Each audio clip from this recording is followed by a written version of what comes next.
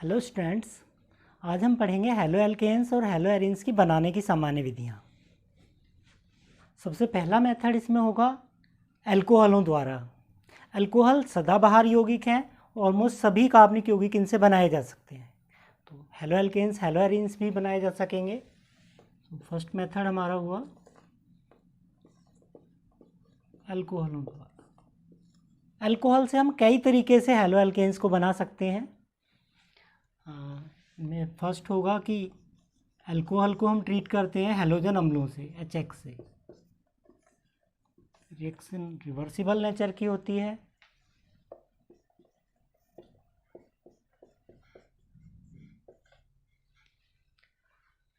अगर हम क्लोराइड बनाना चाहते हैं तो HCl की क्रिया निर्जल जिंक क्लोराइड की उपस्थिति में कराते हैं।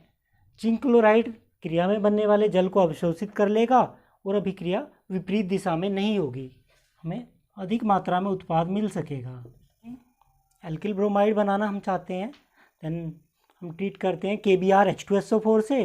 तो वहाँ H2SO4 जो है वो निर्जलीकारक का कार्य करता है, मतलब जल को अवशोषित करता है। Reaction will be as follows. KBr H2SO4 का उपयोग हम HBr बनाने के लिए करते हैं और H2SO4 यहाँ निर्जलीकारक का कार्य करता है और अभिक्रिया में बनने वाले जल को अवशोषित कर लेगा, जिससे विपरीत दिशा में अभिक्रिया नहीं हो पाएगी।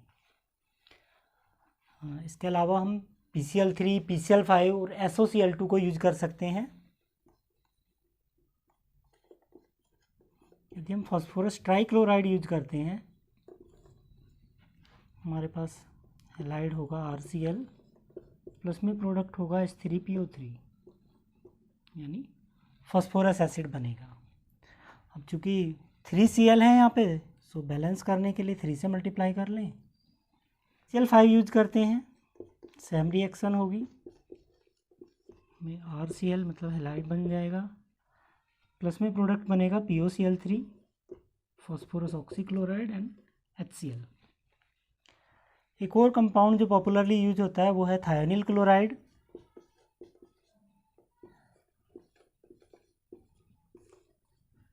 यहाँ भी आपको एल्किल हैलाइड मतलब क्लोराइड मिल जाएगा, साथ में जो प्रोडक्ट बनते हैं वो गैसियस होते हैं। SOCl2 is named as thionyl chloride. ये बेहतर विधि मानी जाती है क्योंकि यहाँ बनने वाले उत्पाद गैसीय हैं और आसानी से पृथक हो सकेंगे। तो बहुत आसानी से आप याद रख सकेंगे कि PCl3, PCl5 और SOCl2 तीनों का उपयोग हम अल्कोहल समूह को क्लोराइड में परिवर्तित करने के लिए करते हैं। लेकिन ये अभिक्रियाएं जो फिनोलिक अल्कोहल समूह है वहाँ नहीं हो। जो फिनोलिक अल्कोहल है वो रिएक्ट नहीं करेगा अनुनाद के कारण। जो साधारण अल्कोहल समूह है वो क्लोराइड में परिवर्तित हो सकेगा। सेकेंड मेथड विल बी हाइड्रोकार्बनों से। एल्केनों के मुक्त मूलक प्रतिस्थापन हैलोजनीकरण हम कराएं एल्केनों पे तो हमें एल्किल हैलाइड प्राप्त होते हैं। अभिक्रिया गैसीय अवस्था में सूर्य के प्रकाश की उपस्थिति में होती है। सिंपल आप देखें, मीथेन को आप क्लोरीन से ट्रीट करें UV यानी पराबैंगनी किरणें यानी सनलाइट की उपस्थिति में, product will be CH3Cl and HCl। अब यदि इस अभिक्रिया में आप क्लोरीन अधिकता में लेंगे तो रिएक्शन आगे भी होती रहेगी और एक एक करके चारों H विस्थापित हो सकेंगे। लेकिन अगर हमें मोनोहैलाइड मतलब मिथाइल क्लोराइड ही बनाना है तो हमें मीथेन की अधिकता लेनी पड़ेगी। मीथेन की अधिकता लेंगे, प्रोडक्ट मिथाइल क्लोराइड होगा, और यदि क्लोरीन की अधिकता लेंगे तो ये रिएक्शन आगे चलेगी चैन रिएक्शन टाइप में और एक एक करके सारे H विस्थापित हो जाएंगे। फाइनल प्रोडक्ट हमारा होगा CCl4 यानी कार्बन टेट्राक्लोराइड। इसी अभिक्रिया को यदि हम किसी लॉन्ग चैन कार्बन कंपाउंड पे कराते हैं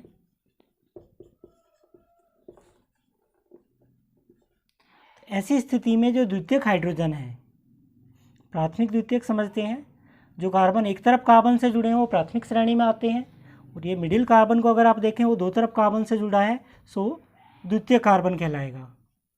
अब द्वितीयक कार्बन से जुड़े हाइड्रोजन द्वितीयक हाइड्रोजन होंगे, ये डिग्री करके हम लिख रहे हैं।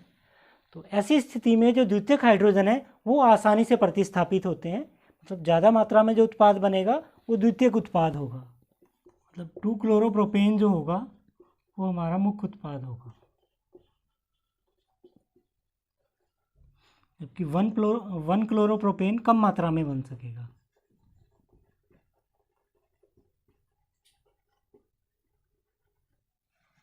यदि तृतीयक हाइड्रोजन भी उपस्थित होते हैं तो और भी आसानी से वो विस्थापित हो पाएंगे। बेंजीन या बेंजीन समूह के यौगिकों के इलेक्ट्रोफिलिक प्रतिस्थापन द्वारा बेंजीन का हैलोजनीकरण करें किसी इलेक्ट्रोफाइल मतलब इलेक्ट्रॉन स्नेही अभिकर्मक की उपस्थिति में। इलेक्ट्रॉन स्नेही के रूप में हम iron chloride, ferric chloride use कर सकते हैं। रिएक्शन सनलाइट के एब्सेंस में जनरली कराई जाती है। प्रोडक्ट क्लोरोबेंजीन और HCl होंगे। यदि ये अभिक्रिया हम टॉल्यूइन पे कराएं, FeCl3 की उपस्थिति में अभिक्रिया होगी। LCl3 भी यूज कर सकते हैं। अब जो मिथाइल ग्रुप का दैसिक प्रभाव है, ऑर्थो पैरा डायरेक्टिंग होता है मिथाइल ग्रुप, तो उसके अकॉर्डिंग हमें दो प्रोडक्ट मिलेंगे जिनमें से पैरा प्रोडक्ट ज़्यादा मात्रा में होगा, ऑर्थो प्रोडक्ट कम मात्रा में बन पाएगा। Both are क्लोरोटॉल्यूइन।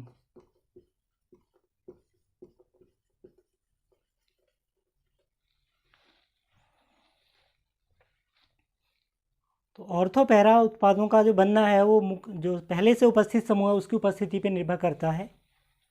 मिथाइल ग्रुप जो है वो ऑर्थो पैरा डायरेक्टिंग है, तो उसके अकॉर्डिंग ऑर्थो और पैरा बनेंगे। इनमें से भी पैरा उत्पाद जो होता है हमारा वो अधिक मात्रा में बनता है। हाइड्रोकार्बन में तीसरा मेथड होगा एल्कीनों पर।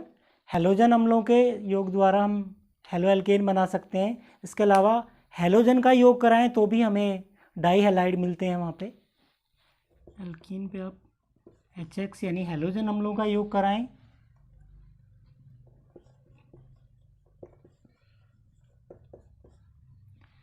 यदि एल्कीन पे हैलोजन अम्लों का योग कराते हैं प्रोडक्ट एल्किल हैलाइड होंगे। और ये अभिक्रिया मार्कोनिकॉफ नियम को फॉलो करती है। असम्मित एल्कीन हम यूज करते हैं, मतलब अभिक्रिया मार्कोनिकॉफ नियम का पालन करेगी और मार्कोनिकॉफ नियम के अनुसार अभिकारक अणु का या योगज अणु का जो ऋणात्मक भाग होता है वो कम हाइड्रोजन वाले कार्बन पे जुड़ता है। इस तरह हमारा उत्पाद 2-ब्रोमोप्रोपेन होगा।